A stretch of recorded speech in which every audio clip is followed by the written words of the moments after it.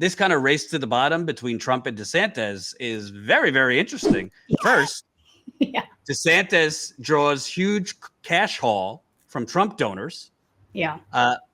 Though many donors are focused on November, when the governor is up for re-election, DeSantis fundraising signals he's ready for 2024 as Ron DeSantis gears up for our likely 2024 White House bid, with or without Trump in the race. The Florida governor is winning over some of Trump's biggest donors. DeSantis has attracted the attention of some of the nation's wealthiest Republican donors, including many who were key financiers of Trump's re-election bid or backers of high-profile Republican candidates and causes, according to Politico's analysis of campaign finance. DeSantis-aligned Political Action Committee, Friends of Ron DeSantis, has received $3.4 million this election cycle from 10 donors who collectively spent $24 million on Trump's re-election bid. Most of the high-dollar donors had never given contributions in state-level Florida elections, while those who have previously provided funds have significantly increased their spending for DeSantis during the midterms. Though many donors are focused on November when the governor is up for re-election, his fundraising signals he's both a viable 2024 candidate who may not need the former president's backing, and one who is sapping some financial support from Trump. I think Ron's fundraising speaks for itself, said Francis Rooney, a former construction company owner, longtime Republican donor, and former Florida congressman who was open to impeaching Trump in 2019.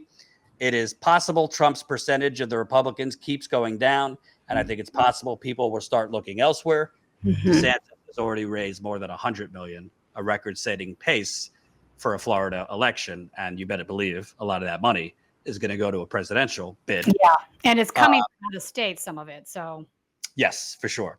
So then, obviously, Trump's reacting to this very well.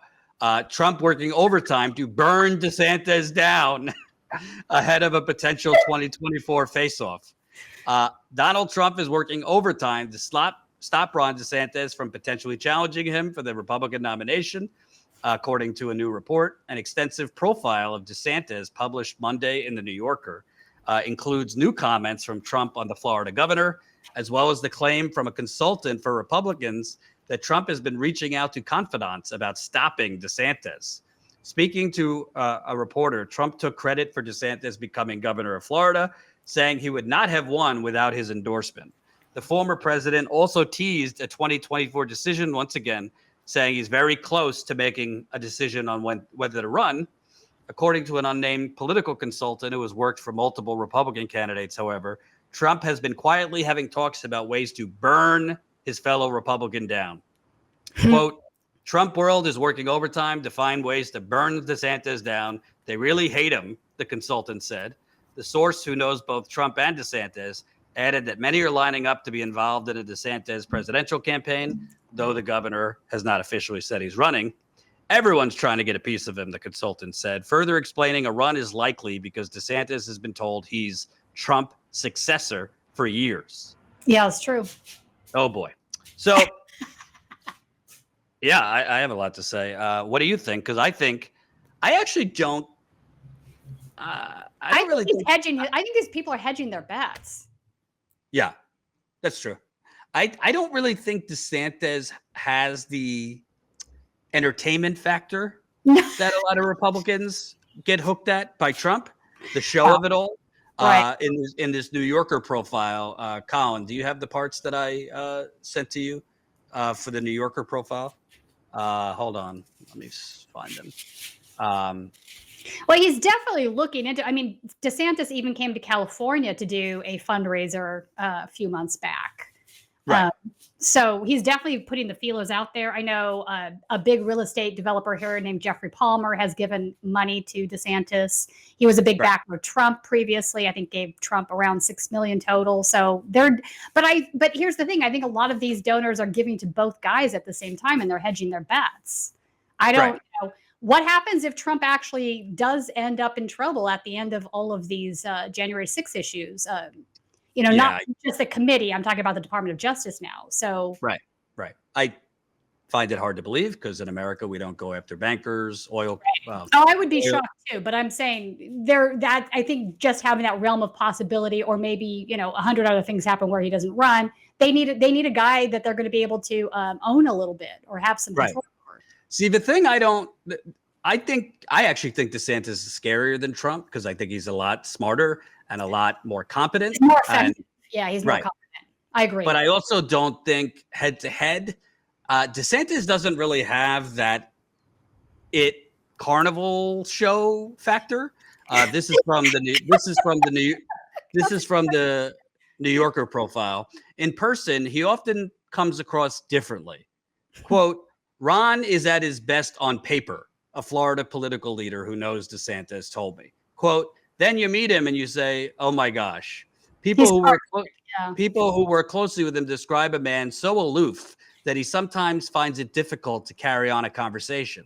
He's not comfortable engaging other people. A political leader who sees him often told me. He walks into a meeting and doesn't acknowledge the rest of us. There's no eye contact and little or no interaction. The moment I start to ask him a question, his head twitches.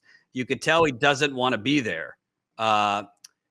Nearly everyone I talked to who knew DeSantis comment on his affect, his lack of curiosity about others, his indifferent table manners, his aversion to the political rituals of dispensing handshakes and questions about your kids.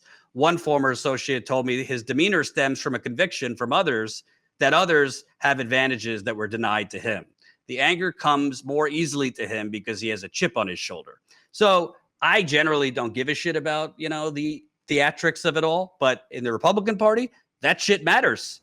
It is a lot less about policy per se anymore as it is about. I think arrogance coming across it is bad for any candidate running in either party. Nobody wants to elect somebody that comes across as flippant and arrogant towards them. I mean, if that's truly how he is in person, it is a huge problem, I think. Right. And I also think Trump, unless something really falls off, because there's obviously been plenty to look at in terms of his mental acuity, he's still got it in terms of naming people. And I could see him marginalizing Ron DeSantis, when he said have a nickname soon. Little Marco, yada, yada, yada. And he could also just say, oh, this is a knockoff. You want the real thing. You want the real Prada bag. He's just trying to out-Trump Trump. Nobody out-Trumps Trump. So I don't think it's a real threat. This is kind of like, if you remember, Hillary Clinton's poll numbers and favorability was pretty high before she ran again because she was Secretary of State, not progressives, but most of the country liked her. And then she got in and it tanked. I could see that happening with Ron DeSantis. I agree. Same sort of hubris and arrogance. Right. And also the untold story here, not that Trump should get credit for this, but part of why I found it important to go down to Florida, for those that didn't see it, because YouTube didn't show it, I went down there and covered the Don't Say Gay bill. Yes, it is to try and prevent LGBTQ teachers and students from even discussing if they had a picnic with their family over the weekend, if they have two daddies or two mommies, or a teacher has a same-sex spouse. But what was amazing to me is how bad things are in Florida economically. But you do not see that in the coverage because DeSantis has very cleverly and very cunningly created a different conversation about racist math textbooks and, wokeism and transgender athletes. So nobody's focused, and the media too. They don't focus on property taxes are through the roof in Florida. They're not talking about the fact that in Florida, inflation is higher than the national average. They're not talking about Orlando and Tampa are two of the fastest growing rents in the United Corporations of America. They're not talking about the fact that, housing is skyrocketing with the rent. They're not talking about these economic things because the Democratic Party is pathetic nationally and in Florida and corrupt. They're not offering a populist alternative. The opponent to DeSantis, the primary hasn't been held, is either going to be the old governor, Charlie Crist, who's about, as exciting as a milkshake, and, or Nikki Fried, who's kind of like just, your dime a dozen resistance liberal. So the reason I'm talking about Trump DeSantis is At this point, I think either of them would beat Biden if Biden runs again. But I actually think if we thought we were kind of at bottom with the Republicans, I didn't mention that Eric Greitens, who had to step down as governor of Missouri because of what was it? Something inappropriate sexually? I forget. Yeah. I forget. It was a harassment, assault, something. Yeah. Yeah. He did an ad today, basically going to gun down rhinos, and him going in with military to gun down rhinos. I'm not showing it because I think YouTube would probably fuck us for showing it. But like, this ad was literally him calling people to arms against rhinos. I actually think in the war between DeSantis and Trump, if you think it's bad now with the culture wars and targeting transgender, targeting gay people, targeting wokeism, i.e. black people, it could get a lot worse. It could get a lot worse. I think it will. I think Trump basically thinks that, I think Trump knows he lost, by the way, which he did. But I think that Trump basically thinks 2020 was like a fluke or something like that. And if he would have just given another $2,000 check, he would have won. Right. Reports came out that he was critical of Mitch McConnell because McConnell kind of blocked giving another check. I think Trump thinks if he just goes even further into batshit territory, he could win. And I don't disagree with you. And I think, can I bring this up? Because I said this earlier while you were checking on that other thing.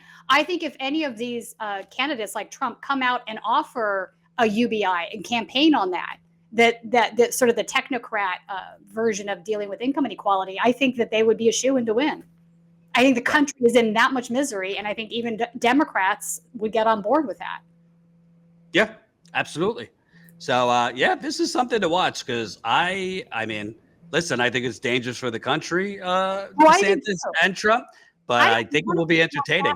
In office. I mean, the backside of the conversation that seems to always get into the sidecar is that even if these guys offer economic help, they're still fascists and they're still going to embolden, white supremacy and white nationalists. That's still going to be part of the equation. And it's a very dangerous part of the equation. Oh, absolutely. Totally. Absolutely agree. So I think, hey, let's get your popcorn, even though it's going to be an ugly ride. Get your popcorn. And I might have to go back to Florida because I think DeSantis, I actually think this isn't an endorsement of Trump. I actually think in terms of structurally, because with Trump, really the most permanent horrible things were the Supreme Court the Supreme Court judges, but also McConnell putting an unprecedented number of conservative judges on district courts, appeals courts, etc. And that circuit courts are loaded. Yeah, that was under Trump. Didn't get a lot of attention, but McConnell has permanently put like Federalist Society crazy judges across the board. Jordan, I feel like we have to also mention that a lot of the Democratic Party rubber stamped these appointments. They didn't question them. They didn't blink twice. They just rubber stamped them. Yes. So I hold both parties in contempt for this. I do. It's just these guys are bad news. They're very bad for our justice system. Thanks for watching, and make sure to tune in to Status Coup's daily live stream Monday through Thursday at 5 o'clock Eastern Time and Fridays at 4 o'clock Eastern Time.